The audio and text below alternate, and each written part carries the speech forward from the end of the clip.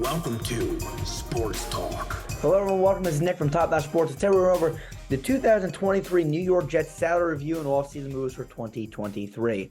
Robert Saleh, Zach Wilson, Joe Douglas, this New York Jets football team. I don't know what to think. I don't know what to say. I love Robert Saleh. I love Joe Douglas. I really like Zach Wilson coming out of the draft. I like Elijah Moore. I like Garrett Wilson. I like Breece Hall. I love Jermaine Johnson.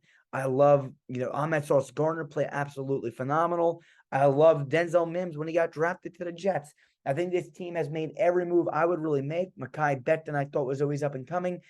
They were off to a very hot start this season. I think Zach Wilson started the year 5-2 when he was playing. Then they benched him.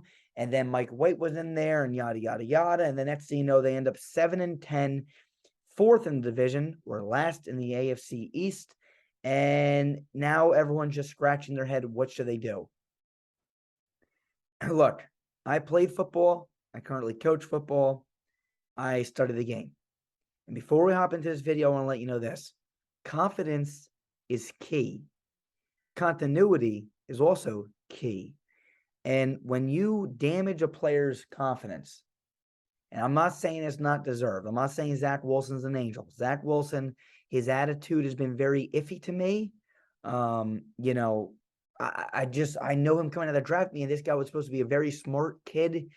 He studied playbooks. He knew everything. You go into a film room, you break down everything very well. He did a lot of homework, and he had a cannon of an arm. I mean, I still say to this day, I think he had the best arm in the draft. And I think he was very mobile. And I mean, the way he could throw the ball at different arm angles is what I thought could make this kid special. But between, the coaching staff just not being totally behind him, and again, not having the best situation either team-wise. I mean, he has a lot of receivers. The offensive line still a little bit in shambles. I love the signing of Laken Tomlinson and everything, but there still needs to be more. So the question is, at the end of this video, I'm going to tell you what my prediction is for this Jets team. And again, this is for entertainment purposes. Everything I do, you're not necessarily agree with. And if there's anything that you disagree with or that you do agree with, let me know in the comment section below. I definitely want to know that for sure so we can improve. But the other thing I want to mention is how Mike LaFleur got fired. And I just don't know if Mike LaFleur's offense was perfect for Zach Wilson. Mike LaFleur is a very dink and dunk offense. It was a very interesting offense. Wilson likes to sling it down the field. And you know what? Sometimes LaFleur wanted to sling it down the field, and it just wasn't during good field conditions. So we'll see what we got. Let's hop into the next slide. Here we are. So in the top left corner of the screen, you see the cap space. The Jets have $15.9 million. If you're new to this series, well, then welcome. If you're not new to this series, welcome back. A lot of you might be confused by what all this means. The players in green, if you cut them, you save money. The players in red, you cut them, you lose money. And everybody that's listed right now is currently under contract. So let's just do a quick example. If the Jets were to go out and cut Laken Tomlinson, they would save $8.8 million. If they were to go out and cut Jermaine Johnson, which right now I know he's listed as a DT, that was just because you guys literally don't have a DT on the roster right now under contract, you will lose $7.8 million. So again, the guys in greens are the guys that you might want to consider cutting. I mean, you see Jordan Whitehead up here. Jordan Whitehead played pretty dang good, though. CJ Mosley was elected to the Pro Bowl. John Franklin Myers played very good this season for you guys. Carl Lawson, $15 million. That's a pretty penny you're paying him. Is he worth it? Corey Davis, $10.5 million, hasn't really done much either for you guys. So take a look at this screen. Let me know what you would do. The next screen, we're going to show you the notable losses of guys that currently are not under contract and they got to be re-signed. Here they are, your notable losses. Now, again, real fast, two things. Number one thing is I didn't list every free agent, right? You might be able to bring in some other guys, but these are the top guys in your team that are going to become free agents. Another thing, percent of snaps played. This is according to whether or not they were activated for that game. If they were not active, if they were on the IR, if they were hurt or something, then the percent of snaps played would not be counted then, okay? So if there's a player here that has a really high percent of snaps played and you know that he missed 7 games this season, well, it's because, again, it doesn't get calculated if they were on the IR or if they were hurt. So let's start here. Connor McGovern, center. 2 years, $25 million deal, played 100% of the snaps. Next guy, defense tackle, Sheldon Rankins, 2 years, $14.7 million expected contract, played 55% of the snaps. Safety, LaMarcus Joyner, 1 year, $4.1 million expected contract, 94% of the snaps. James Robinson, running back, 4 years, $15.4 million is his expected contract, only played 37% of the snaps. And last but not least, offensive tackle George Fant, 2 years, $6.6 million, played 89% of the snaps. Now, again, typically a good rule of thumb here is the guys that play a high percent of the snaps and play well during those high percent of snaps are going to be guys that the team is going to look to target to bring back. So now let's go to the next slide where we're going to look at our potential targets. Here we are, our potential targets. So again, the Jets have $15.9 million in estimated cap space. We got 2 estimated cuts. The first one I feel like they're going to do is cut Carl Lawson. I know they were excited about Carl Lawson, but when you draft Jermaine Johnson, who I have very high hopes on, and he was my top-ranked edge rusher last year's draft class, and you pair him up with John Franklin Myers, who's also taking a lot of money, but has been on the field and has been performing, to save $15 million and bring in a few other guys, I think is absolutely the right way to go. The next guy, too, is Corey Davis. $10.5 million for Corey Davis. Hasn't really produced for the Jets. You got Garrett Wilson. You got Elijah Moore. You got Denzel Mims. Maybe you're bringing a few other guys, too, that you like. I feel like you cut them. Here you go. You have $41.4 million in estimated cap space available. Okay, what do we do now? Well, first things first, we're going to re-sign Connor McGovern to a 2-year, $25 million deal, which is going to put us at $12.5 million of cap hit. Sheldon Rankins, we're going to re-sign him as well. 2 years, $14.6 million deal, $7.3 million cap hit. Now, again, if we didn't make these cuts, the only thing we would have been able to do is bring back Connor McGovern. Okay, and that's not really a great move for us, all in all. So to be able to do these two and then bring in a few other key pieces here, huge. Next thing, Mike Edwards, we're going to sign him, 2 years, $7.6 million deal. That would be a $3.8 million cap hit. Mike Hughes, 1 year, $3 million deal, $3 million cap hit. Last but not least, linebacker Caden Elis, 2 year, $10.2 million deal, $5.1 million cap hit, which totals at $31.7 million in total cost. And you still have $9.7 million to use on free agents if there's someone still out there that you like. There wasn't many guys left out there in our model. A lot of other teams hogged up the other players, but we feel like these were reasonable moves. And remember, the $9.7 million now would be, would roll over to 2024. So you get this money to bring back players next year or in free agency in case injuries happen. You got $9.7 million to spend. With that being stated, let's see what we do to our team needs. Well, first things first, we're re-signing defensive tackle Sheldon Rankins to fill in that need. We're also going to sign Caden Elis to fill in a linebacker need. We're going to sign Mike Hughes to fill in a cornerback need. And we're going to sign Mike Edwards to fill in our safety need. And one thing I actually missed here was signing Connor McGovern at center to fill in our center need. So that's another one that I missed, and I'm sorry about that. Now, through the draft, we're going to have to do a few things as well. First things first, we're going to use our first-round pick to draft. Look, this might sound crazy. Wide receiver Quentin Johnson.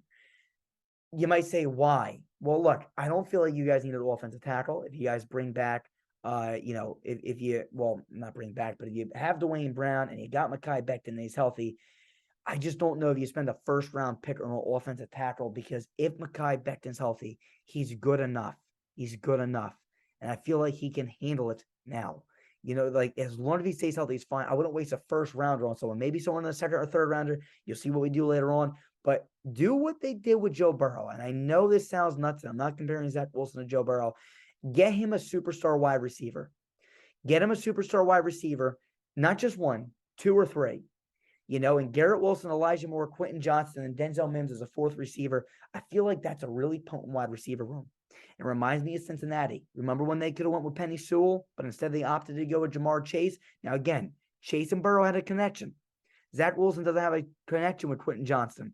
But if you give him Quentin Johnston, you give him Garrett Wilson, you give him Elijah Moore, you give him Breece Hall, you give him Michael Carter, you got Laken Tomlinson, you got Mekhi Becton, you got Dwayne Brown, and you fill in some more other, depth pieces on that offensive line. You bring back, like I said, Connor McGovern and all that stuff, and you build up that defense even more, which the defense was phenomenal this year. There's absolutely no excuse at that point. The only issue is now that you're going to have to learn a whole nother system, which that kind of stinks. Besides that, you bring in Quentin Johnson. No excuses from a weapon standpoint. The next pick in the second round, we're going to bring Henry To'oTo'o. Look, good linebacker, second round, filling that linebacker need. And last but not least, we're bringing in the third round offensive tackle Darnell Wright. He can be a swing tackle, left and right tackle. He can play on either side. I haven't really scouted these wide receivers, linebackers, offensive tackles yet. That's what I do is immediately after I get done with this series, I scout over 200 prospects, so you're going to want to stay tuned to my scouting reports. All right, so that's that. So now you fill in your wide receiver need by, drafting Quentin Johnston.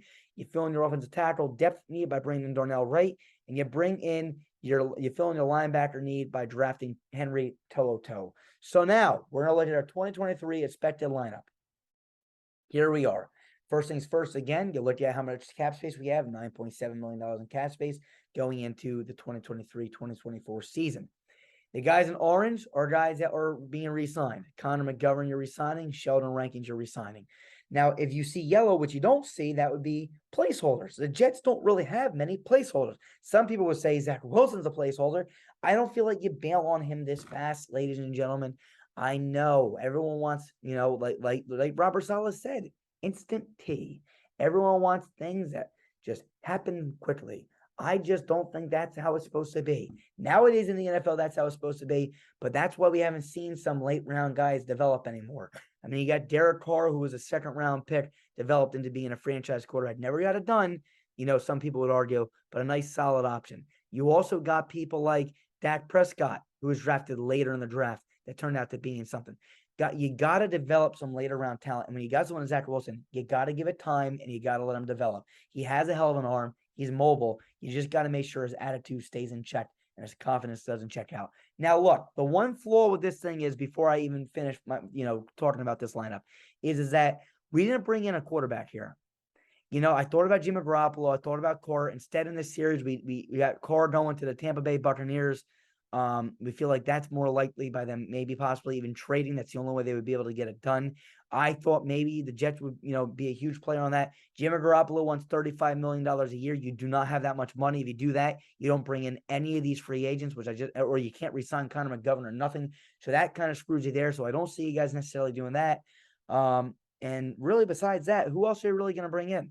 Carson Wentz? Matt Ryan? Like, come on. So let's rock and roll with Zach Wilson. That's what I want us to do.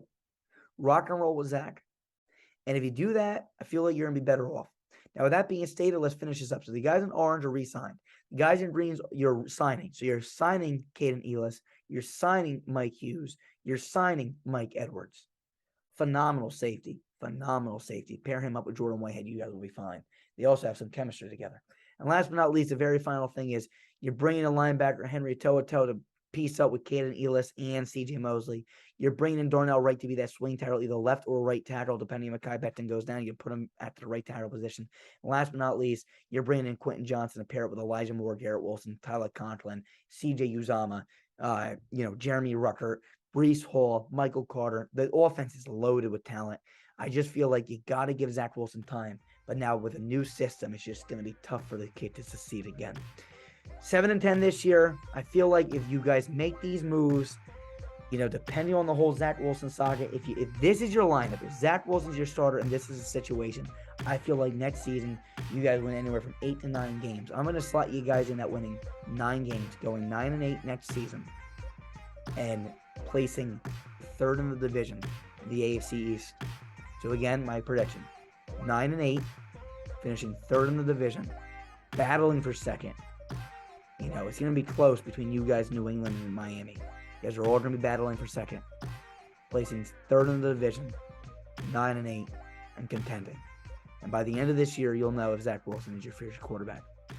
Let me know what you guys think in the comment section below. We'll see you guys soon. Peace. We are Built Better.